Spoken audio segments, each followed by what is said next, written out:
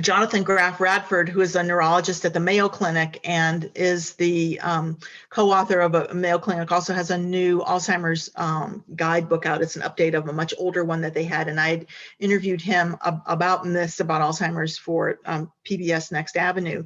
And he says that he likes to ask patients, what brings you joy when they're newly diagnosed? What do you enjoy now? Do you enjoy, golfing, gardening?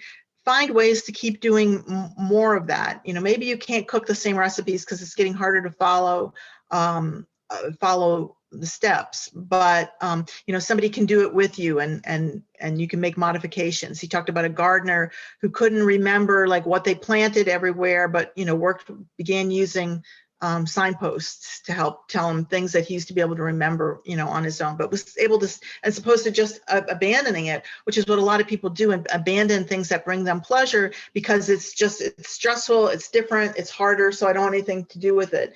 But his answer is to find ways to keep encouraging it so that you get that pleasure from it.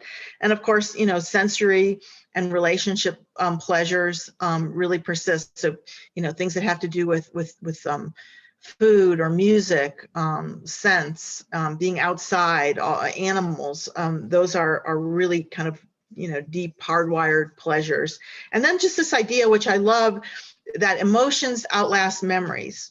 So the person, might forget that you took them, and this is later in the disease, you took them on this pleasant outing. And so you're thinking, why do I even, bother? Because they don't even remember that I did it.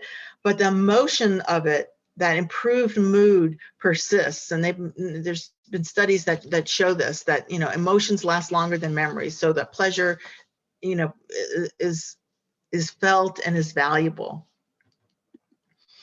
So then there's this one about dealing with people who have the disease, that we should, correct and confuse their thinking. And it seems to be born in kind of a misguided impulse as a way to treat someone with dignity, right? We don't want to lie to them. It's not unlike people who want to set the record straight about Santa Claus, with a 3-year-old. It's a noble impulse, but in my opinion, it's just the wrong circumstances. Honesty is not always the best policy. People with dementia lose the ability to reason and to engage in logical thinking. They also may invent stories as a coping strategy, right? A way to fill in the gaps when they don't understand something, or support their sense of self-esteem. And so truth becomes really less important than feeling comfortable and unstressed. Again, that idea of emotions, feelings, not facts. Just different ways that, when people often they get in these correcting things that escalate right into a kind of a battle of wills and a battle of who's right. Well, you'll never win that. There's other tactics available to kind of break someone out of that. And one phrase that I love is, tell me more about that. Like, just go with it and just see what's on their mind. Why are they saying that? I want to go home. No, you're not. You already are home. Well, tell me more about that. Tell me more about home. Joanne Cost, who wrote one of the very first Alzheimer's books a long time ago called Learning to Speak Alzheimer's, her husband had it. She coined the word fiblets that she would tell. They're just like little white lies. And now it's actually become a thing known as therapeutic fibbing. When the truth is going to be distressing, it's finding another different approach. This is one that sadly is untrue. The first drug for Alzheimer's was approved in 1993. We haven't had a new one since 2003. And they can help some people for a limited time, but they don't change the course of the disease. They don't really change the progression. The phrases modest improvements are kind of the most that happen. With ongoing research, we're hoping that this will change now. And now this new drug that's in front of the FDA review process right now, the idea is that they were able to intervene. They were able to screen people better now, so that it's not just everybody who has any kind of dementia is in this trial, but people who actually have an Alzheimer's pathology. So they're screening people better. And then also that they may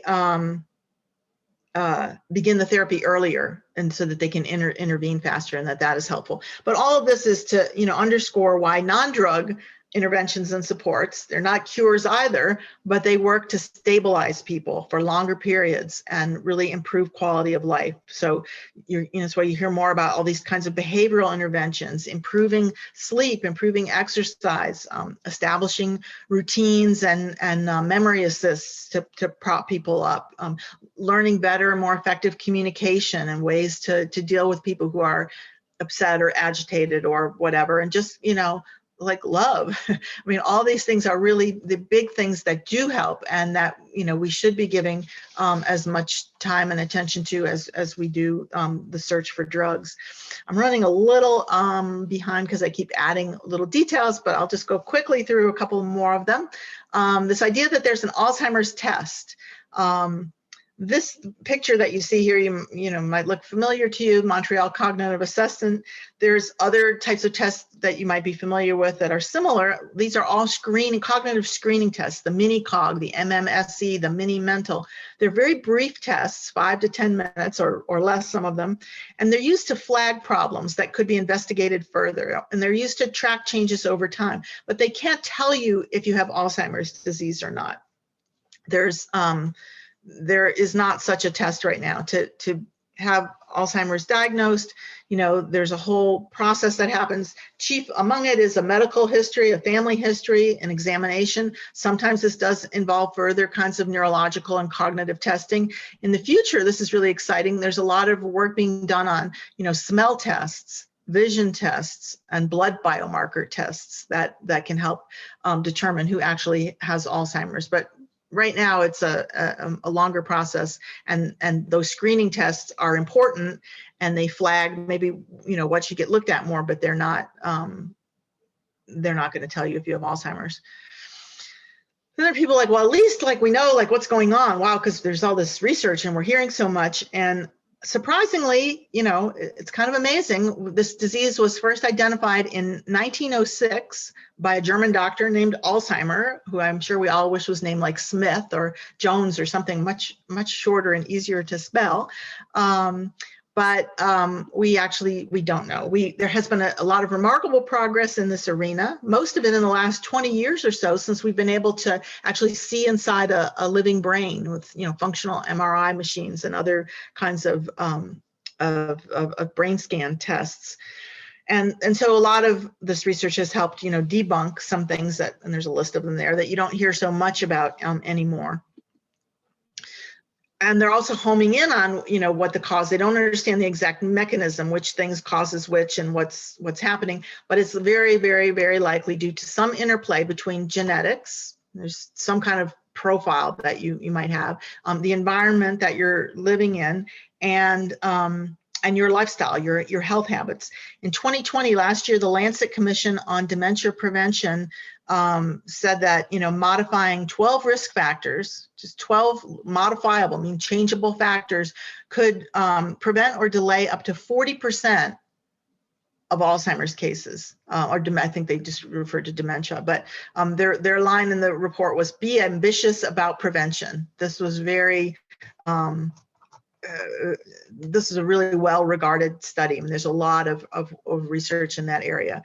So the last one, okay, but if you can't do anything about it, why should you find out? I tried to find a picture of an ostrich with his head actually buried in the sand, but I couldn't find that. Some people, say that ignorance is bliss, or it's futile, or it's just depressing. But increasingly, medical professionals and social service workers and people who have dementia think that, this is not the case, that knowledge gives people agency, because again, there's this exciting research that says you can slow the progress. Even people who already have mild cognitive impairment and early symptoms, that things like exercise, diet, sleep might be able to slow progression. There's some early data about that.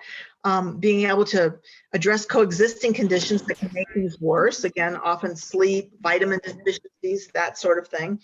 And then people who have the disease, talk about the clarifyingness, of any major disease, that people are able to, begin therapies, prioritize what's important, and be an active part of kind of planning what's ahead while they have some say about it. again, not for everybody, but increasingly, you hear people saying, no, much better to know and do and take action than not to. People, once you're diagnosed with a form of dementia, you're still the same person that you were the day before you got the diagnosis. Nothing just changes. It's not like a light switch overnight, but you do have more clarity about your future and are able to be in control. So this idea that myths and misperceptions, they feed the stigma and the stress and the fear, which is the last thing that any of us, the people who are diagnosed or society needs. And Alzheimer's remains the most feared disease, even though there are these more manageable aspects of it. More people are living with it, and so fighting stigma is really a kind of an important mission for everyone. And knowledge, on the other hand, does help fuel that kind of help and relief and change that that people are looking for. And those are the kind of things that that also fuel progress. So that's it's kind of why I'm always surprised when I hear that these myths still exist, and yet it's not surprising that there's a lot of questions that that people have. So now I've gone a little bit over, but I'll go back to not sharing the screen. You are totally fine, Paula. Oh, okay. Thank you so much. That was lots of amazing information there. So I want to thank you. And before I forget, I just wanted to thank one of our corporate sponsors, Optum, for helping us to underwrite this program. I do have some questions in the chat. So Paula, I'm going to kick this right off. First question was, does dementia overlap with mental illness in terms of the symptoms and behavior? Yes, in a word. Which is not to say that dementia is a form of mental illness, or mental illness, is Alzheimer's. But if you're drawing Venn diagrams, that there are overlaps in terms of less the pathology. I mean, I think there's a lot we still don't understand about the brain pathologies of all these different conditions, but certainly the effects to personality and behavior. And it's a real chicken or the egg thing with dementia and depression in particular, because people who have dementia are more likely to also have depression, and people who have depression are more likely to develop dementia. And they're still trying to tease out that particular connection. Got it. Next question. Please discuss delusions during Alzheimer's and how to address them.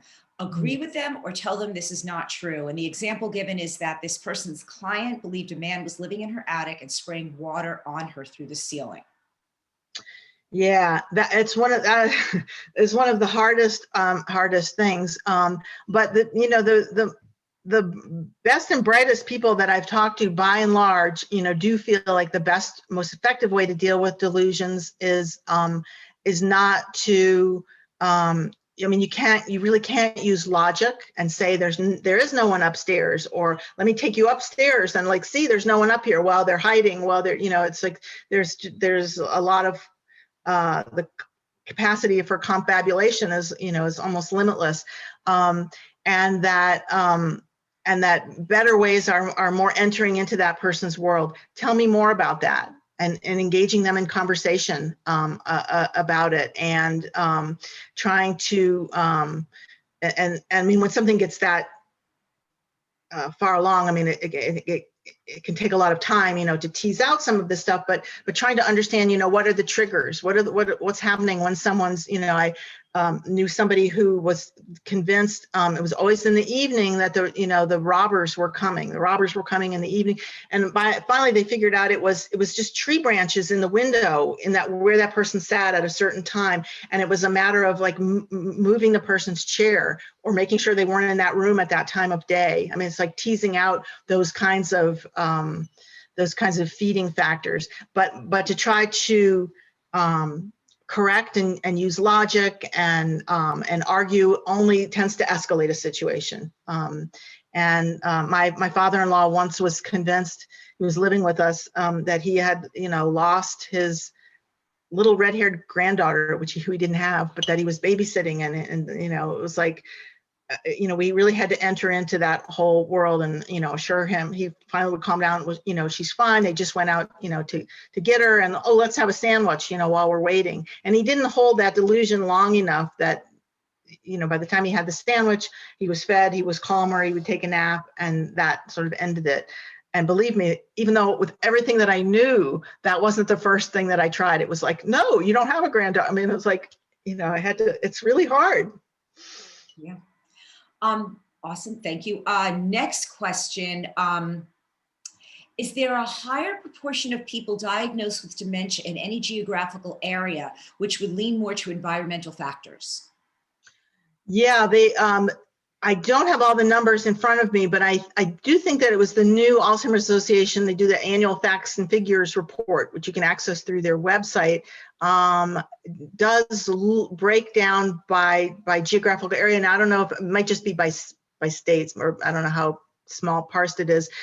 There are people who are looking at urban areas and especially like inner city, really built up urban areas, and that there's a lot of research looking into pollution, because they do see elevated. Now, is it pollution in the air? Is it food deserts and people don't have good nutrition? Is it more people are driving car? They're still trying to tease out all the reasons, but pollution, I think, is actually one of the risk factors that the Lancet Commission is also looking at, which is a little hard because that's a little less modifiable for most of us than some things.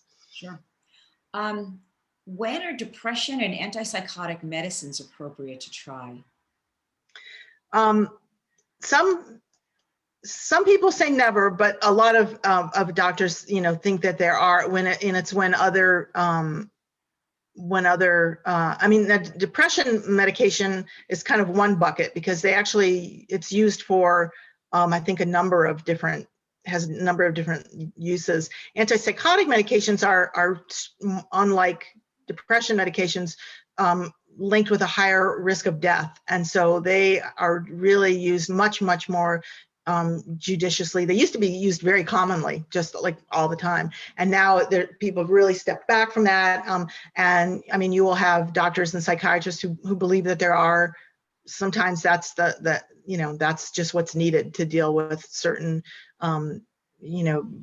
behaviors or symptoms that can't be dealt with otherwise. So, but I would say, if a doctor says that's the first thing to go to, you might want to just, check with somebody else. But if somebody that you really, trust, is recommending it, there might be a reason. It sort of falls into that spectrum. Got it. Do people living in blue zones tend to have less dementia or Alzheimer's? There is research that says that is the case, and that's a lot of this. Now, certain blue zones are these places in the world where Dan Buettner is a National Geographic scholar, kind of popularized this idea that they've done research in these areas where there were clusters of longevity. So people who were 100-year-olds, like lots of them living, and they're trying to tease out what are the factors. And in fact, in those areas, the rate of Alzheimer's is much lower. And I was just talking the other day to Dean and Aisha Shirazi, who run the Alzheimer's prevention program at Loma Linda University in California. And they talk about how, so Loma Linda is one of the blue zones because it's high, it's the only one in the United States, I think, it has this high population of Seventh-day Adventists who, they're vegetarians, they don't drink, so they tend to have a different kind of health profile.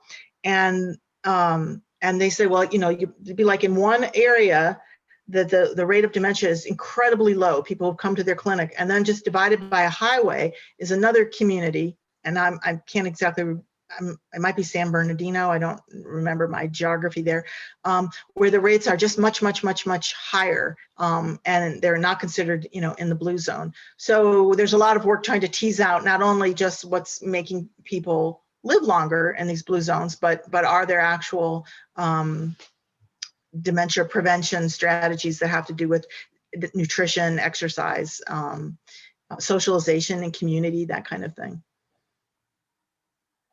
Interesting. Okay, so another question, when is something like Aricept worthwhile and when is it not? This person's mother was given it to slow the progression of mild cognitive impairment, and she isn't sure how to even understand if this medication is doing anything at all. Yeah. I mean, obviously in an individual case, it's, it's a doctor's guidance is your, way to go it. I mean, the idea is that, for some of these medications that, that early on, they can, have an effect that, enables people to manage their functioning, better for longer. And a lot of people then are afraid to ever go off of it because it's like, well, as soon as I go off of it, maybe they'll decline. When, part of the reality is that people would be declining anyway, because it's a progressive disease. And unfortunately, I mean, the answer, really is that it's kind of one of those trial and error things and using your doctor's best guidance and suggestions. But often what I'm hearing more and more is that, people are on these things for far longer. They've kind of outlived their usefulness, but how, when you get to that point, it's very individual. Yeah. Next question says that, my husband was in a special trial with neurologists in DC, and he was given a brain scan test that told him he did not have Alzheimer's. They could see in his brain that he did not have the amyloids appropriate for Alzheimer's. Did I hear you correctly say that there is no Alzheimer's test?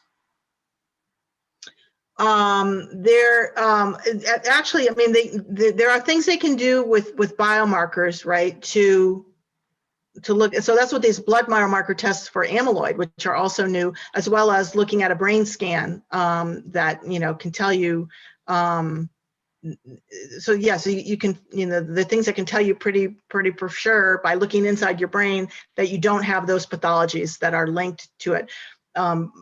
Most people aren't getting, it's very hard to afford those kinds of brain scans, that would tell that. So, so when people have symptoms and symptoms are being explored, that would be a piece of the puzzle that would be looked at. Cerebrospinal fluid is another blood biomarker that they use to check for amyloid and look for those kinds. But they still aren't 100% sure, what is the role of amyloid, and is it chicken? Does Alzheimer's cause the amyloid? Does the amyloid cause Alzheimer's? So they're trying to tease out all those pieces, which is why they say there's not like one. You can't just go to your doctor and say, well, let me get this to find out if I have it or not. They'll look at a really multifaceted workup still at this point. Great. Do over-the-counter memory aids like Prevagen, have any benefit? Now a neurologist is touting another one on TV. I guess there's a second drug as well. I think we've all seen the advertisements for Prevagen. Yeah. That's a great question. The problem is that it falls into the bucket of like what we still don't know. And the Global Council on Brain Health, which is this consortium of experts in all different kinds of fields, from medicine and neurology and just all different kinds of things that the AARP brought together. But there are these worldwide panel of experts, and they've issued all these different reports on different aspects of Alzheimer's and brain health and prevention. Exercise, sleep, music. They have a great report on, and you can access all their reports through the AARP website. It's called the Global Council on Brain Health. And they put one out on supplements sometime in the last year or two that just said, they gave it a thumbs down, that we just don't know enough right now. And the reason, that neurologists are interested in this, is that they're still trying to tease out, which compounds for which people, in which amounts, in which circumstances. So that's the piece of it that's so you hear some people say fish oil, waste of money, but every neurologist I know is taking fish oil. But to what amounts and why, and what are underlying conditions. I took part, one of the things that I reported on was I took part in the first Alzheimer's prevention clinic at Weill Cornell up in New York City, when it first opened, and did their whole workup because I had a family history. So it was for people who had a family history, but no symptoms. And so I qualified to go through this. And, as a result of that, I mean, I was told to take B vitamins, which a lot of, are what it's they're one of the compounds that's in these various things. But the reason was because it turned out that I had something called high homocysteine, which is a level of a substance in my body that I mean, there are studies that correlate it to, increasing my my risk, and and it's related to your triglycerides, and B vitamins can bring it down. The point being, not to give any kind of diagnostic advice, but that they are starting to tease out under what circumstances, would different things be beneficial. But is there like a universal, like there's a lot of new research on curcumin, and you can buy it at therapeutic levels that have been used in some of these studies. Are you the person that's going to, benefit, and how much and when? And that's all the stuff that they don't know. And it's also unclear. So if you buy some ready-made thing, like one size fits all, there's a lot of the usual questions about supplements, like what's really in there? Is it going to, do, more harm than good? Or is it just going to be a waste of money? That's all the stuff they don't know, which is a really long-winded answer. I wish there was a short, easy answer to that one. But I think it's you hear like, no, don't bother. But the true answer is somehow like more nuanced than that. But what it is, we just don't know yet. It's not an easy answer, I guess. Let's see. Any advice specific to two parents with dementia, one severe memory, the other moderate processing and memory?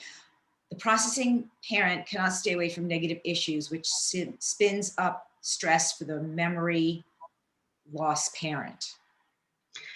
Yeah, that's a super hard combination, because a lot of the things that I was describing is like, well, in a perfect world, when you can, manage how the interactions go for the person with dementia and keep them calm and stressed, that's great. But when one of the, care partners or people that they're spending all their time with are unable to do that, it makes it much more difficult. And of course, this last year, didn't do any families any favors with trying to deal with dementia. It's yeah, and you see, I'm like, now I'm at a loss for words for the first time, because that kind of a real world situation is just really hard. And the problem is that it's not always feasible to have somebody on, a third party on board. I mean, eventually it sounds like that's what, needs to happen. And all, everybody can do is just kind of do the best they can in it. But it's, and it's hard, because on the one hand, I mean, you don't want to separate them, because there's the benefits of companionship and trying to weigh those two factors. Just it's. I'm going to skip for 1 second, because a follow up to what you just said, there was another question that asked, was there an increase, or how did the pandemic affect cases of Alzheimer's and dementia? Was there an increase that is correlated to the pandemic? Too early to tell. Have you seen anything about that? The new Alzheimer's Association report, which just came out last month in March, they put one out every year, did address some of this, and that they're still collecting and looking at the data, but seems to suggest that, I mean, I don't think they'll know like for the full reporting of where the numbers are, but there does seem to be data that cases are increasing as a result of this, and that existing cases have worsened because of it. And I've heard that anecdotally over and over and over again, because, routines are disrupted, social isolation, your socialization's coming from, through a screen, caregivers who are burdened. I mean, caregivers are already at an added risk of developing dementia, probably partly due to the, stress load and depression factors. And, now they've been even more isolated. So for all those reasons, yeah, people are really taking a serious look at that. And yeah, and it's one of the sad, not talked about enough yet stories about the pandemic. Yeah. Okay, final question, and then I'll a couple of you have asked some random things. My daughter, age 55, has early onset. She seems to know what's going on around her, but is unable to complete her sentences. How can we help her with this? What strategies might you recommend? Yeah, there's so many more reasons. This is one of the, like, at least we have a semi, I mean, that's, it's always hard, but it's a semi happier note on this question, because there are so many more supports out there for people with early onset and early diagnosis than there ever used to be before.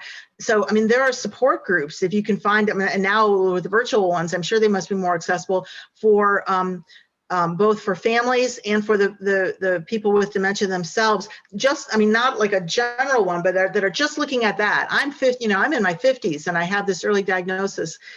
Those kinds of support groups are just really full of a lot of good information. And I would come back to, I guess, just knowledge is power, and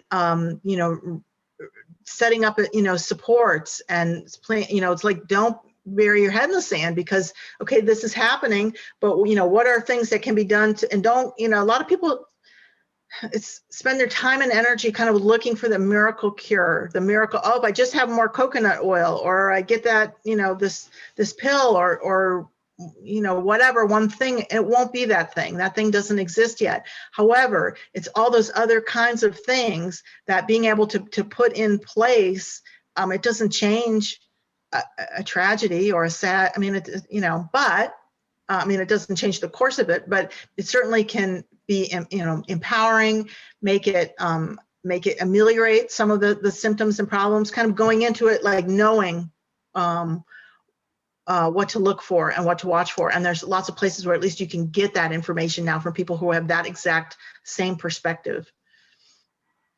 Thank you. Paula, thank you. This was so interesting. I am sure all of you found it as interesting as I did. I learned a lot. I think it filled me with more questions, but gave me a lot of food for thought. So I really appreciate your time. I just put our website in the chat. On our website, you can find information about other upcoming events. We're so glad that we are able to provide these events free for the community. So if you'd like to make a donation to help support us, you can do that on the website too. And we will be sending out a follow-up email with a survey, just an evaluation, asking for your thoughts on the program, other ideas for programs. A summary of Paula's presentation will be included in that too. And so until next time, I thank you all. And Paula, thank you so much for sharing your knowledge with us. Appreciate it. Thank you for having me. I appreciate everybody listening too. Oh my gosh, our pleasure. Be well, everyone. Have a great afternoon.